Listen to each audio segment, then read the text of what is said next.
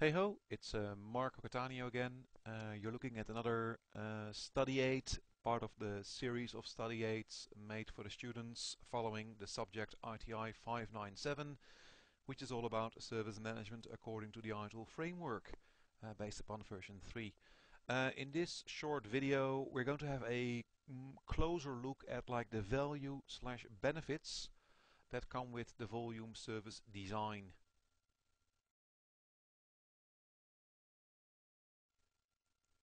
Okay, on this slide you're looking at the service lifecycle model, and of course the little balloon blinking in the screen is service design. I sometimes refer to the service design volume as the safeguarding volume. What do I mean with that one? Well, a lot of organizations, a lot of IT organizations, they're making lots of promises, and in the end they can't really deliver. And service design is actually the safeguard. Service design, and if you do it properly, you will be able to deliver what you've promised to your customer. Because you've got the proper service level agreements in place. You do understand the availability requirements. You do understand whether or not, for example, the customer needs, for example, like something like an IT service continuity plan, like a disaster recovery plan in place. So these things are actually in place before you start to like build and test and implement. Well, the main output of service design is the so-called service design package, like the SDP, service design package, which is roughly a blueprint of what the new service is going to look like.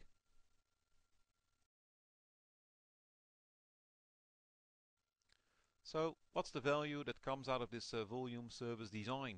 Well, definitely a reduced total cost of ownership.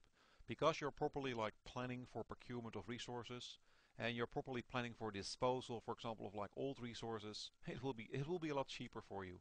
So you actually don't end up in like panic buying situations, and in situations you go like, hey, what am I going to do with the old mainframe? Because everything is properly planned for. Improved quality of service. And if you've got a proper agreed level of availability, and you've got like an agreed level of performance, you've agreed it with your customers, then of course, then from a customer's point of view, you're actually delivering something they need to do their business. And from their point of view, in their perception, in their world, they will typically see your service as like a higher quality service than, for example, a service that isn't available when they need it and that isn't as fast as they would like to see it.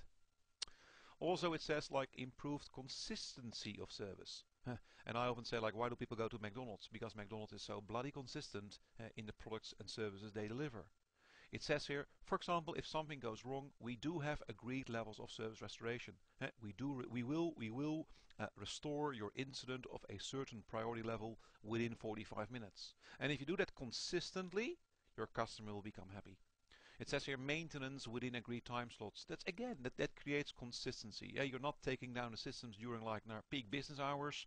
No, you're doing maintenance on your systems on like Sunday morning when no one actually uses those services. So it's all about creating value, and all that value comes from, if you do it properly, from the service design volume.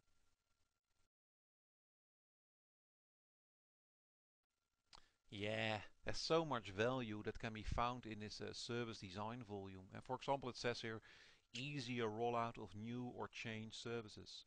It's all about like taking lessons learned. They say like repetition is the mother of all skills. You make a mistake once, you make a mistake the second time, but then never again. So if you build up, if you create all your templates along the way, and you start to capitalize, well, at some stage you will be able to capitalize on all the collected knowledge and capabilities.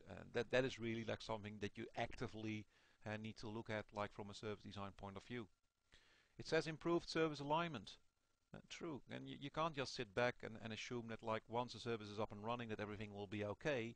So it's about like putting a whole bunch of like scrutiny on your own performance, on your own job.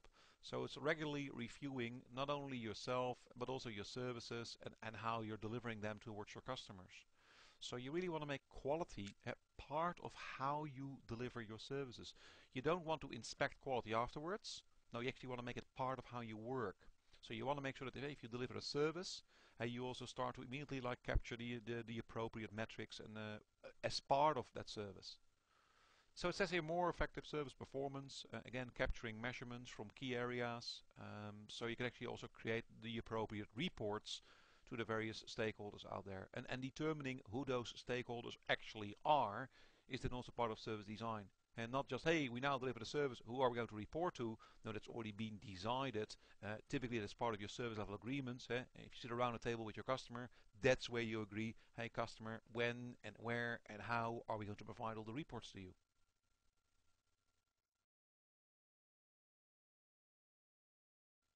And it's never enough, isn't it? There's always more. It says here improved IT governance. And IT governance nowadays is like vitally important for any IT organization. Hey, you want to make sure you like reduce risk and actually like increase your return or maximize your return. You want to control the information and the information flows within your organization.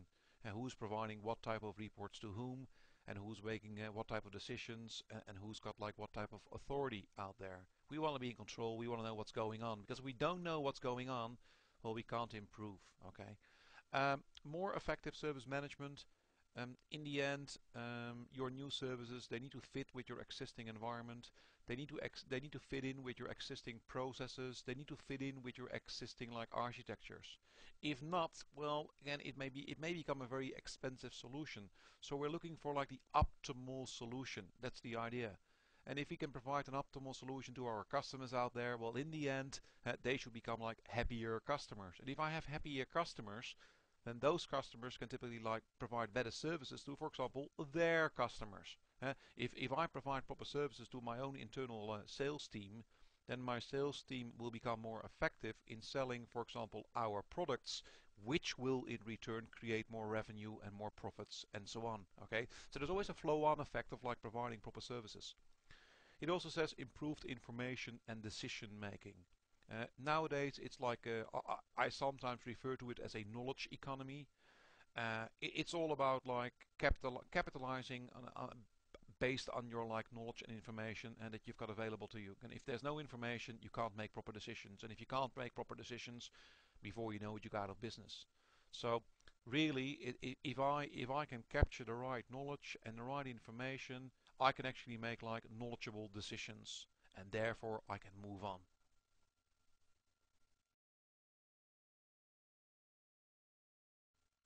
And here's another practice what you preach exercise. The objective is understanding service design's value.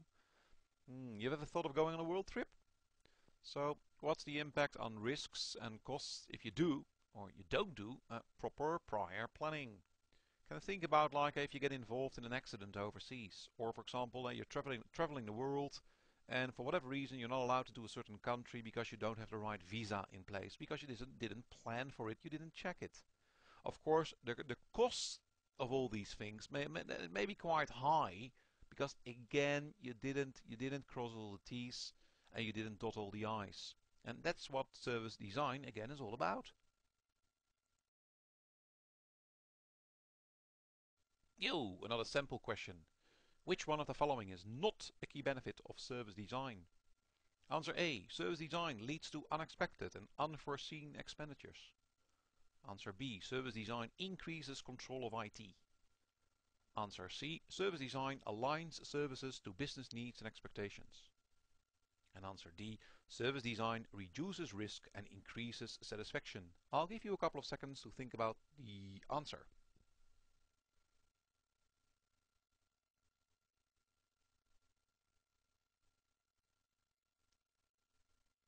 Okay, the answer of course is answer A. And if you plan properly for your services, you should have less unexpected expenditures, okay, because you've planned properly for it.